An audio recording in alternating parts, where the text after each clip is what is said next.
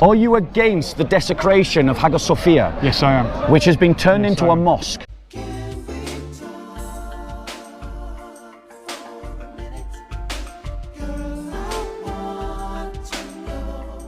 Here we are, Speaker's Corner with Bob the Builder. It's a lovely nickname.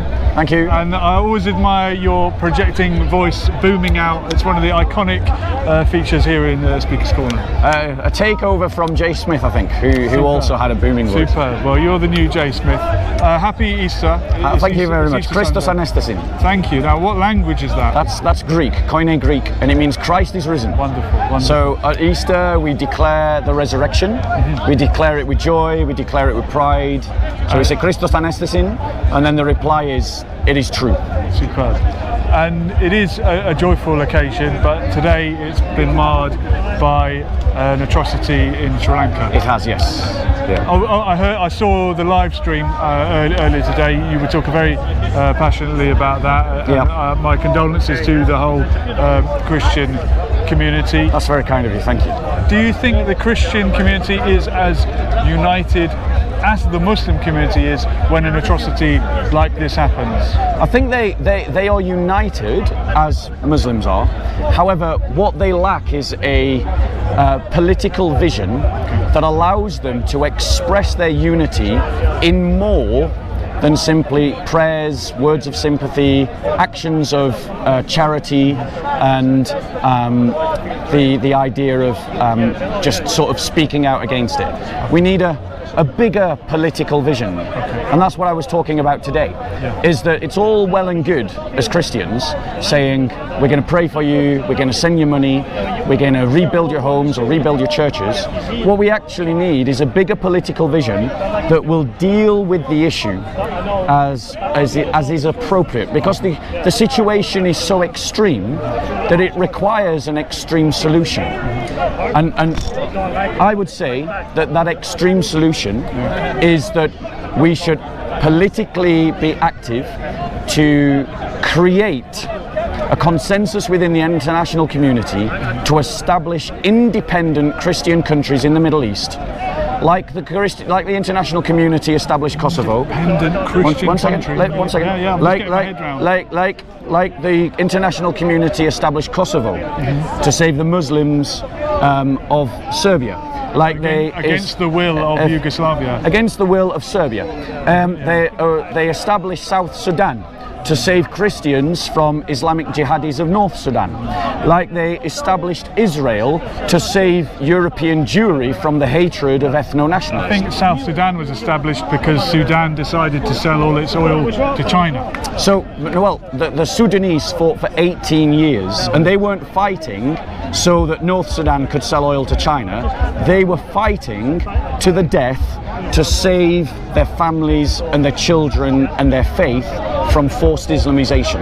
Okay. So what I'm saying is, we as Christians in the West, because a lot of people can misunderstand what I'm saying. Yeah? I'm not advocating that someone picks up a baseball bat and hits the next Muslim that they see. That's a horrendous conclusion to draw. But what I'm saying is, as Christians, we have to be bold enough, confident enough, and brave enough to say that we need to reshape the world in a way that benefits our brothers and sisters in Christ. And that means establishing a Christian state, then that's what it means. Well, Lebanon was a majority Christian country, for example, carved out of Syria. Yep. My answer to these sort of questions and problems is not to divide. I don't think that partition has worked in India and Pakistan. It did work in India and or Pakistan. In Ireland, or in Palestine. It worked in every single case you've given. I don't think these two-state solutions have worked. Well, hold on one second. There's still flare-ups between right. India and Pakistan. Let's put this conversation in its proper context. We're talking about the very survival of the church. We're talking about, are we going to allow Christians to be exterminated by Islamists in the Middle East? Right, one second. Yeah. Right. Okay, so let's look at all the examples of partition. Right, there are still Pakistani Muslims and there are still Hindu Indians. There are still Palestinian Muslims and Palestinian Christians, and there are still Palestinian Jews, and there are still Jews from Europe in Israel. There are still Nubian Christians in South Sudan, and there are still Arabized Nubian Muslims in North Sudan. So in every single example, the remit of preservation, which is what I'm talking about, is met. It succeeds. Okay. Because let me ask you a question. Which do you think will be better? Allowing the Christian community to have control of their own security, or to continue to allow the security of Christians to be in hands of people who are at best indifferent and at worst actively against the Christian community? My perspective is that Christians in the Middle East were safer under Arab nationalism, the Arab nationalism of Saddam Hussein, where the second in command of the country, Tariq Aziz, was from a Christian background.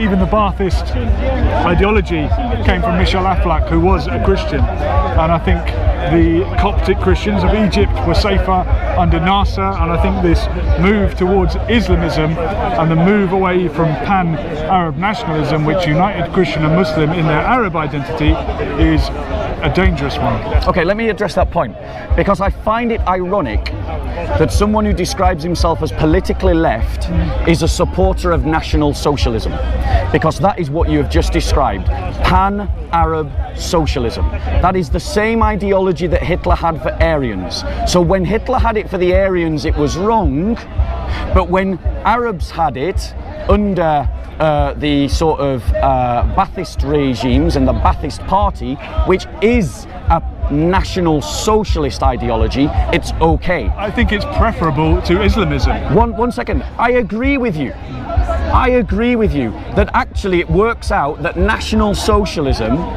for Arabs works out better for Christians than Islamism.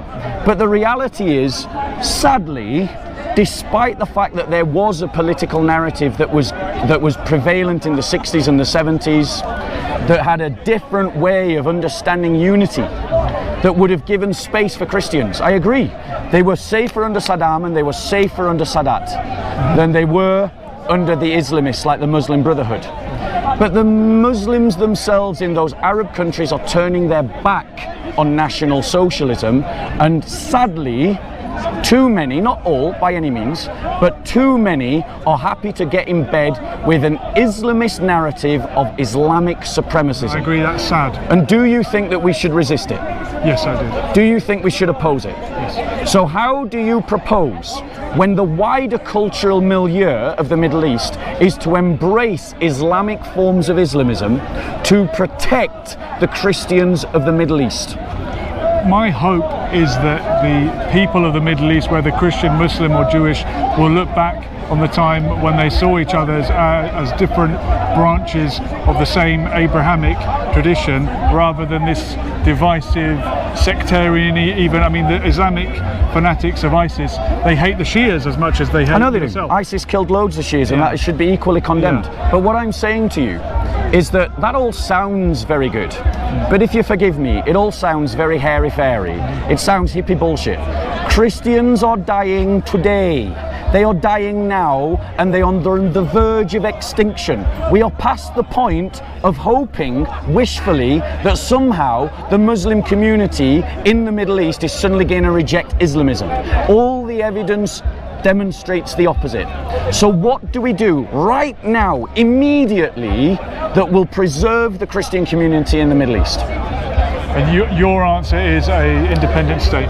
My answer is that the international community carves up Syria, gives some land to the Sunnis so they can be happy, some land to the Alawites so they can be happy, and some land to the Christians that will be a refuge for all Christians. Do you know that Iraqi Christians, the original inhabitants of Iraq, the Assyrian Christians, speak Aramaic.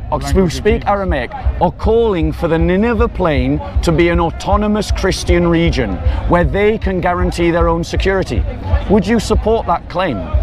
If they are an autonomous group living in a contiguous region, then why can I not? I shouldn't object to it if we want the same thing for the Kurds. Which I do. which you do, okay. I mean, these little communities, these minorities are always used as pawns for people's strategic benefit. The reason the Kurds have been armed is because they're not a state actor, but they're powerful. So the Western powers that are trying to occupy the region would rather give the Kurds weapons than, say, the Syrian government, who are also fighting against ISIS. Yes, Yeah. absolutely. And I actually think, as we've already said, that actually, as horrendous this sounds to trip off the tongue, that National Socialism in the Middle East served the Christians better of the Middle East than this kind of liberal, pluralist secularism. And what I'm saying to my brothers and sisters is that they should abandon a failed ideology that is leading literally to the extinction of Christian communities in the Middle East. And we should seek instead a pan-Christian political narrative that seeks the triumph of the church, that seeks independence for Christians where they can control their own economic affairs and their own security measures. It worked for Israel. It can work. It worked for it's not necessarily working for the South Sudanese at the moment. It worked for Israel. It can work for the Christians. Well, is Israel an example of something that's working? I am saying that it's working for the Jews of Israel. Okay, it's not working well for the... I agree, it's not working well for Palestinians, no. But would you agree that it's working well for the Jews of Israel? I don't think that being... I don't. Because so I think if your government of a so-called Jewish state is occupying someone else's land and oppressing them, that's not liberation for you. I think the Jewish people of Israel are... So you're against also. occupation? Yeah. Are you against the Turkish occupation of northern Cyprus? Yes, I am. So you're in favour of Christians having the right to return to their lands that were stolen from them by the Turkish state? Yes. Are you against the desecration of Hagia Sophia? Yes, I am. Which has been turned into a mosque? Yes, I am. Are you against the occupation that the international community did in South Serbia when they occupied Kosovo? Yes. Okay, good. You're consistent, and I can appreciate. Whether I can work Christian with or that. Muslim, and I appreciate your honesty, and these are very good questions. Have your cup of tea. Thank you so much for speaking to me. You look after yourself. I would do it again. Yeah, we thank will. you to your friend for waiting for his cup of tea. Yeah. Happy Easter. Happy Easter. And again, my condolences. Christos Anastasy. Thank you. Yeah. Thank you very much. You know, these martyrs that we're talking about in Sri Lanka, they're in a better position than we are right now. Yeah, they've been crowned in glory for their martyrdom. But the Christians have an obligation to those Christians who are left behind to give them justice. Let me be clear, right? The security that we Christians in the West take for granted is the measure of the good that we should pursue for our Christian brothers in the Middle East and in any place where they're being persecuted, like Burma, where Buddhists persecute Christians, or North Korea, where communists persecute Christians. That means that we have to have a political vision that correlates to our vision of justice. And currently, the church doesn't have one. It doesn't even have the language to describe one, because Western Christendom has been humbled by the Enlightenment and has restricted its understanding of faith and its application purely to the private and personal rather than the political. And I'm inviting Christians to look beyond the Enlightenment to a history of Christian political activism that was demonstrated from St. Constantine to King St. Louis IX, right through to Richard I and all the other Christians in between who sought to use politics to give the church triumph in this world.